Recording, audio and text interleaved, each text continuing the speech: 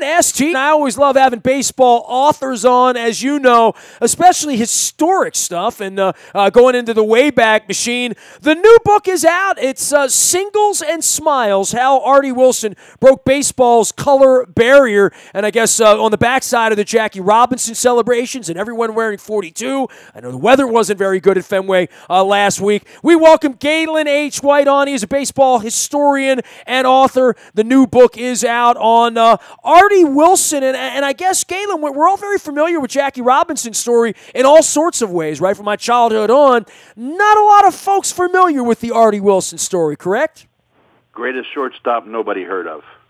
He was a superstar before the term was invented, and that's a quote from Monty Irvin, a Hall of Famer. Artie could have easily have been, we could have been celebrating Artie Wilson Day on Sunday, or we could have been celebrating Artie Wilson Day.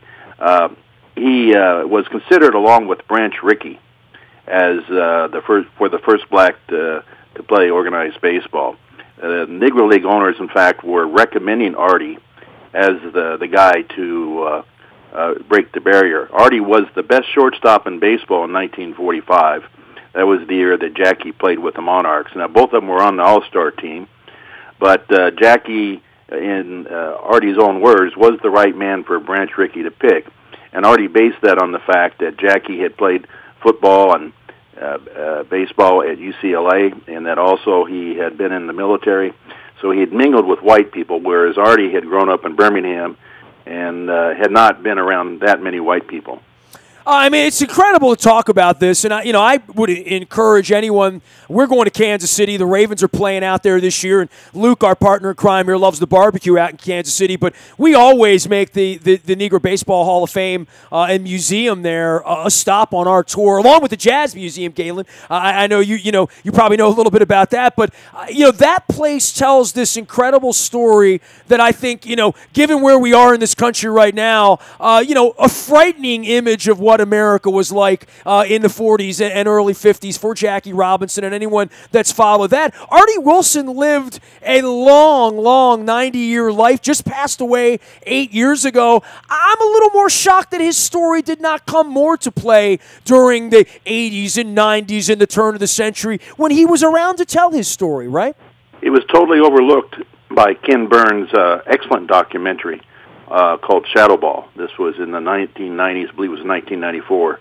The documentary aired, and Artie was totally overlooked, and of course would have been great to have interviewed. Artie was a humble man. He did not seek publicity. When you talked to him, he would talk more about other players, and over time his own story would come out. I first met Artie in 1975, spent an entire weekend with him, went to church with him. About 2 years later, Roger Kahn of Boys of Summer fame did the same thing, went to Portland, Oregon, where Artie lived at that time, interviewed him, and did a chapter in his book, A Season in the Sun. But by and large, Artie was just passed over throughout his whole career, passed over by organized baseball, which one of his teammates, Piper Davis, referred to as white folks ball. And then again, he was passed over by the majors once he got into organized baseball.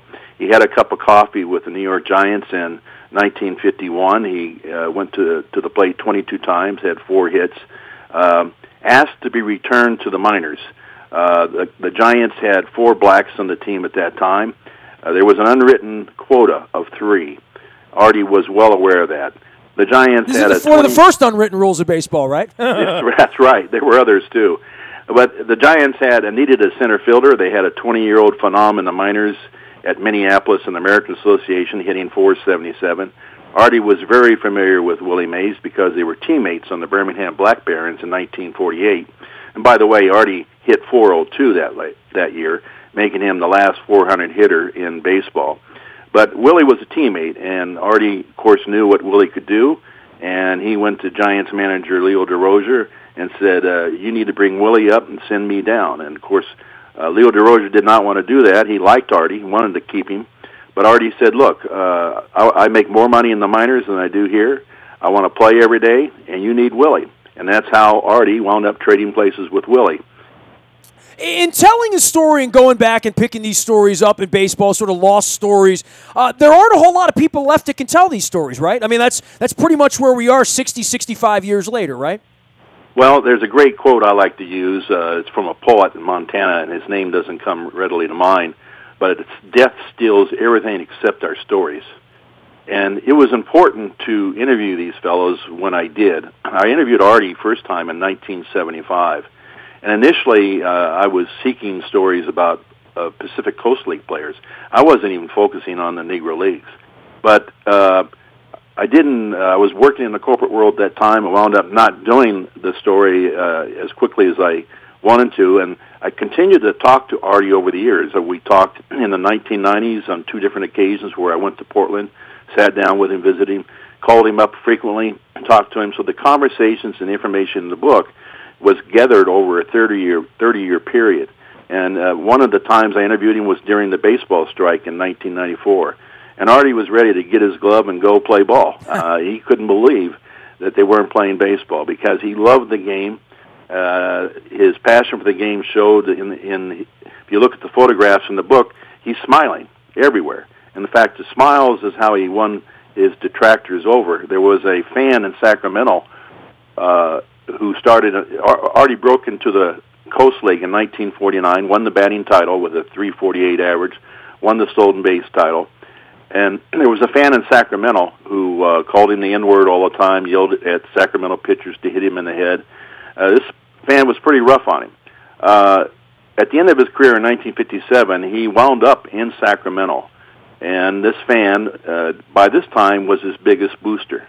And he organized Artie Wilson Appreciation Night, the only night in his honor in his baseball career. I think it's a great story because it shows how Artie won people over with his performance on the field. He hit mostly singles, and his wonderful smile.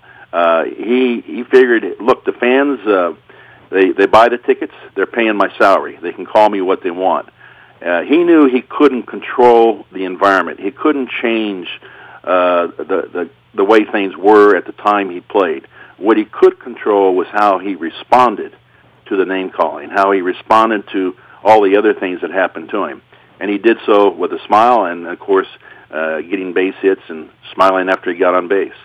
Gaylon White is our guest. The book is available out on Amazon or anywhere books are sold. Singles and Smiles, How Artie Wilson Broke Baseball's Color Barrier. Gaylon White, a baseball historian and author. But that's not, like, totally your background. Like, you went to school for sports writing, but, like, you didn't really become a sports writer. Like, you took a whole different turn in life, and now you're coming back and revisiting your writing stuff, right? I've gone back to my roots. I grew up in Los Angeles, so I like to say I took the wrong turn off the freeway and got into the corporate world and became a speechwriter, and then got into some other things as well. So, yes, it was a different turn, but, I like to take Artie's philosophy, and he always said everything in its own time. And I think this book is in its own time. There were a lot of black players who broke color barriers in different parts of this country who never got credit for it, never got any recognition. So in this book, in addition to Artie, I delve in a little bit of the career of Reverend Bill Greason, who was a teammate of Artie and Willie on the 1948 Birmingham Black Barons. A wonderful man. He broke the color barrier in Oklahoma City. He was the first black pitcher for the Cardinals in 1954, and still living, 93 years old, still pastors a church in Birmingham, Alabama. A wonderful story. And then another man I have in the book is Butch McCord, and he never made it to the majors, but his career parallels in many ways Jackie Robinson, having played football in college and then in the military. So these fellows never got recognition, but they did the same thing Jackie did with a less of a spotlight on them. But they did it, and they did it with great dignity, and they did it. They're the reason why we have so many black players in the majors today, is what these guys accomplished in the 1940s and 1950s. Well, I would think Jackie Robinson's famous for, being the first guy, but every first in every team in every city had the same experience, right? I mean, it wasn't just Jackie Robinson. It was everyone of color who played the game at that point. And look, I've gotten to know Frank Robinson at various points through his time here in Baltimore, over 30 years of doing this for a living. Frank's stories from Cincinnati and back in the 50s, have shaped everyone who ever touched him over the last half a century, and certainly shaped what he found in Baltimore in '66 and riots here in '68 and all that went into that we're quite frankly experiencing some of that now in modern American life, to give us a little taste of what maybe some of us missed out on in the '40s and '50s who weren't around. Well, we've made great progress, but we still have a lot to make, and I think that's what we're seeing now. A lot of things were, the cause of the problems were not solved by baseball or anything that was done in the '40s and '50s. We just broke the barriers. We broke through. And, Artie likes to say that the experiences, he was the first black in Oakland as well as Seattle. And he likes to say that, Artie, Jackie made it easier, no question about it. Jackie paved the way. And one of the things we discuss in the book is what if Jackie hadn't succeeded? And Artie questions whether or not we would be where we were. In 1975 is when we first had this conversation, and that was the first year that Frank Robinson, he was the first black manager in 1975. So that subject comes up in the book, and Artie questioned whether Frank was the right choice, really. But, of course, he was, and Frank did a great job. But at first he had a little bit of a rough time. But Artie, one of the guys he was very high on was Junior Gilliam, and Junior Gilliam played in the Negro Leagues in Baltimore. That's where he got his start. And, of course, he went on to stardom with the Dodgers, both in Brooklyn and Los Angeles. And he refers to Junior Gilliam as perhaps the most underrated player ever to play the game. So, we get into different things in the book. Frank Robinson is discussed, like I say, the first black manager at that time. And even today, I don't think we have enough blacks in administrative positions and elsewhere in baseball.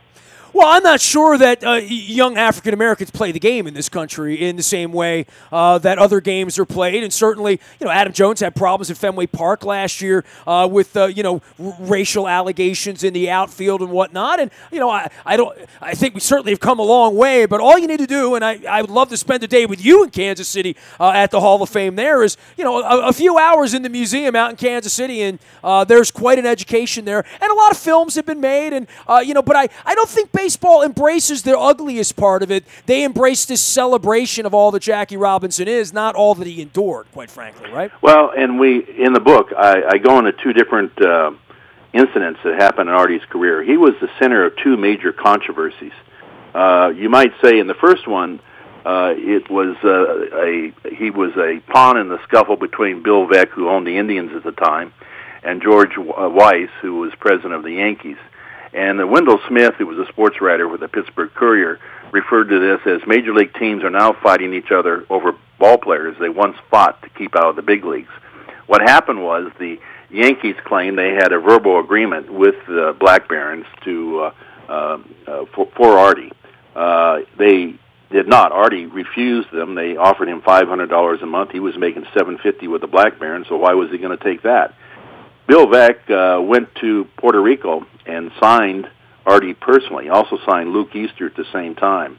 A big controversy broke out. The Yankees claimed they had the rights to Artie. And finally, it was solved by Happy Chandler, the commissioner, and he awarded Artie to the Yankees.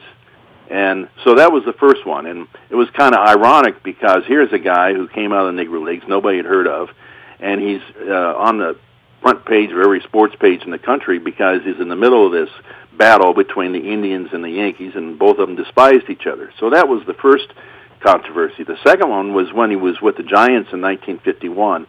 Artie was a left-handed hitter. He hit everything to the left side, and the defense there wasn't that much shifting in baseball at that time. There was a Ted Williams shift, and then there was the Artie Wilson shift, and so everybody would shift over to the left side. He was a left-handed hitter, and he would hit primarily to that side of the field. So it makes a 400 hitter a 300 hitter, right? well, they thought so. But, Charlie Dressen, who was the manager to the Dodgers in 1951, managed Artie in the Coast League at Oakland in 1949 and 50.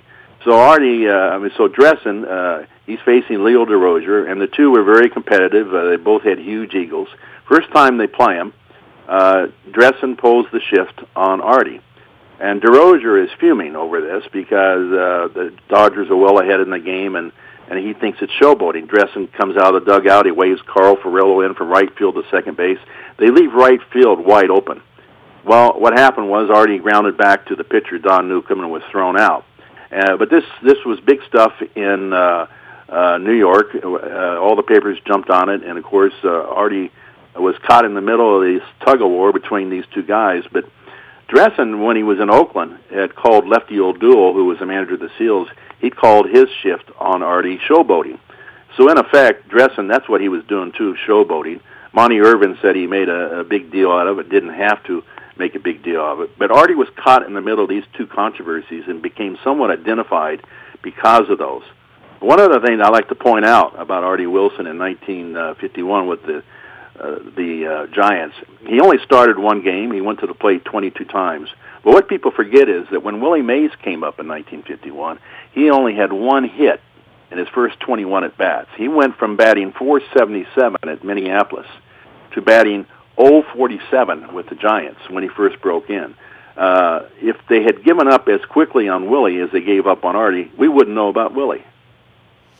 He is Gaylon White. He writes baseball books and the two books for Ransom Jackson. We had him on a couple years ago for that. Artie Wilson is the new book, and how Artie Wilson broke baseball's color barrier. You can find it out on Amazon. You can find Gaylon out on Twitter as well if you like some baseball conversation at Gaylon White. That's Gaylon White. Always a pleasure to visit with you and talk some old school baseball. I know you had an affinity for my cousin back in the day as well, so I'll get you back on here in the summertime, and I don't know if we're going to be talking about Oriole pennant races here this summer, but certainly if you're out in L.A., that kid in Anaheim and the Dodgers, and I know your background out there, Southern California's never had a better little run of baseball than it's going on right now, right? No, it's great, and I'm a Cubs fan as well, so we can talk Cub baseball. I don't know what they're going to do this year.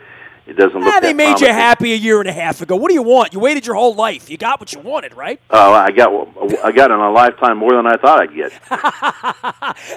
I'm wondering if we're going to get that from the Washington Capitals, quite frankly. I'm struggling with that 50 years into this myself. Gaylon, always a pleasure, man. Good luck with your book, and it's always fun talking old school baseball with you, man. Anytime, Nestor. Gaylon White, author of Singles and Smiles, How Artie Wilson Broke Baseball's Color Barrier, also the Bilko Athletic Club. You can check that out. He also wrote a book on Ransom Jackson a couple years ago, too. All out at Gaylon White on Twitter. You can find me in the buyatoyota.com audio vault 24 hours a day from anywhere in the world on your mobile device by downloading the TuneIn Radio app. We do come in crystal clear from anywhere in the world. Our morning newspaper ships at 7 a.m. It's all brought to you by Planet Fitness. That moves digitally to your email inbox each and every morning. It also includes the Laurel entries as they're getting ready for the Tessio this week, as well as the Preakness on May 19th. King Discount Liquors is there for you. Lottery, beer, booze, and the best prices in Baltimore. Get out to Rosedale and give the King a ring out on Pulaski Highway. I did that last weekend myself. Also, a shout-out for our friends at Pizza John's. My mom's favorite pizza, my favorite pizza, my wife's favorite pizza. Get down to Back River Neck Road and check it out. And I got the pizza last week. The cheesesteaks are great. I know the meatball subs are great because I've had them before. Haven't had them lately, but I've never had the ravioli at Pizza John's. So if anybody has a ravioli Pizza John's story, let me know. I'm always too full to get it. But I'm going to go half and half, cheese and meat, next time I'm there. That is Pizza John's, Back River Neck Road in Essex. Find out why they've been doing it for 50 years and why when I say Pizza John's, everybody in Essex is like Dundalk, Rosedale, East Side. They're like, yeah, Pizza John's. People on the West Side are like, Essex, Pizza John's, what's that? I'm like, go. You'll find out. Nasty at WNST.net finds me. I'm on LinkedIn, Snapchat, Instagram, Twitter, Facebook. Everywhere the internet is served, we are WNST.net, AM 1570 and WNST Towson, Baltimore. And we never stop talking Baltimore sports.